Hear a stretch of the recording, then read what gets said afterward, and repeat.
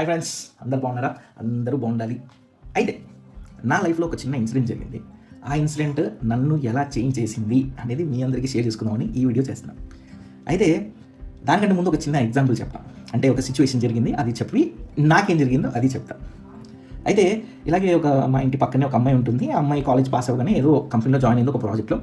ఆ ప్రాజెక్ట్ మొత్తానికి అయిపోవడానికి వచ్చేసింది. ఆ అమ్మాయికి ఇంకా టాటా బాయ్ బాయ్ అన్నట్టు, ఇంకా తెలుసు కదా ప్రాజెక్ట్ అయిపోతే. అయితే ఇలాగే మా అమ్మాయి జాబ్ కోసం టెన్షన్ పడి అక్కడ ఇక్కడ తెలిసిన వాళ్ళ దగ్గర, తెలియని వాళ్ళ దగ్గర, అందరి దగ్గర కూడా పాపం రెజ్యూమేస్ ఇచ్చి రిఫర్ చేయమని అడుగుతుండే.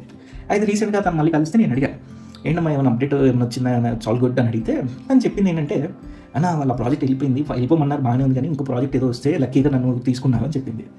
అయితే నేను అన్న, ఎందుకు మళ్ళీ అక్కడే ఏదైనా బయట ట్రై చేయకపోయావు, కొంచెం ఏదో కష్టపడుతున్నావు కదా, అందరికీ ఇచ్చి అదేదో కొంచెం గట్టిగా ట్రై చేస్తే ఇక్కడ వస్తుంది కదా, మళ్ళీ అదే కంపెనీలో ఎందుకంటే లేదన్న వాళ్ళని పిలిచి కష్టపడి, అంటే వాళ్ళు ఇచ్చారు కదా ఒక పొజిషన్ నాకు, మళ్ళీ వాళ్ళని కాదని వెళ్తే ఏం బాగుంటుంది అనిపించింది, అందుకని ఇంకా ట్రై చేయట్లేదు మంది.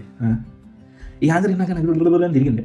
అయితే నేను అన్నా, సరే బాగానే ఉంది, వాళ్ళకి ఇంకో ప్రాజెక్ట్ వచ్చింది కాబట్టి నేను తీసుకున్నారు, ఒకవేళ రాకపోతే వాళ్ళు కూడా అదే ఆలోచిస్తారా, ఈ అమ్మాయిని తీస్తే బాగుంటుందో లేదో, పాప మా అమ్మాయి ఫీలింగ్స్ అట్ అవుతాయో లేవో, పాప మా అమ్మాయి బయటికి ఎట్ట బతుకుద్దు అని మన కంపెనీ ఆలోచిస్తుందా అని అడిగా. నువ్వు వద్దు అనగానే బయటికి తీసి పారదొప్పుతారు, నువ్వెందుకమ్మా అక్కడ ఎంత లాయల్గా ఉంటున్నావు అని అడిగా. అవునా, కరెక్టే అన్నా, నువ్వు అంటుంటే నిజమే అనిపిస్తుంది అని. ఈ జ్ఞానాన్ని నాకు మా ఆఫీస్లో ఒక కొత్త పర్సన్ వచ్చాడు అనమాట. అతను వచ్చినప్పుడు అడిగాడు, కలిసిన 2 రోజుకో 3 రోజుకో ఏమో 1 మంత్కో ఏమో అడిగాడు, భయ్యా నువ్వు ఇక్కడ ఎన్ని రోజులు అయిందో జాయిన్ అయ్యి అంటే, నేను ఈ రోజులు కాదురా, నేను 8 సంవత్సరాలు అయింది జాయిన్ అయ్యాను గొప్పగా చెప్పాను. 8 సంవత్సరాలకి ఎలా ఉన్నావు భయ్యా? అయితే నేను అన్నా, నాకు పెద్దగా మనీ ఇంపార్టెంట్ కాదు అది, అంటే ఇక్కడ మళ్ళీ ఇప్పుడు బయటికి వెళ్ళి ఎవడు ప్రూవ్ చేసుకుంటాడు అది ఇది, అందుకని ఇక్కడే ఉండిపోయాను, అండ్ కంపెనీ కూడా కంఫర్ట్ ఉంది, బాగా చాలా బాగుంది, అందుకని ఉండిపోయాను అన్నాడు. భయ్యా కార్పొరేట్ ఈజ్ ఏ కార్పొరేట్, మనకి మనీయే ఇంపార్టెంట్ అని చెప్పాడు.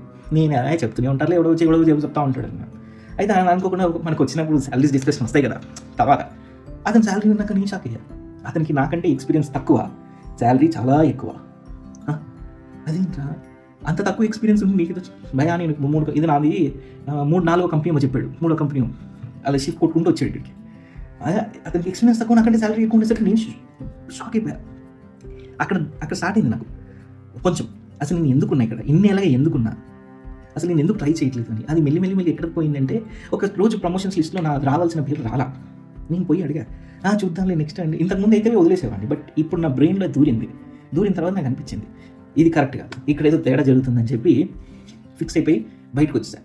అప్పుడు అర్థమైంది, ఓకే లాయల్గా ఎంప్లాయీస్ మాత్రమే ఉంటారు మనం, కానీ కంపెనీస్ ఉండవు. లాయల్టీ అనేది మనమే యూజ్ చేస్తాం అనవసరంగా అక్కర్లేకపోయినా. Thank you.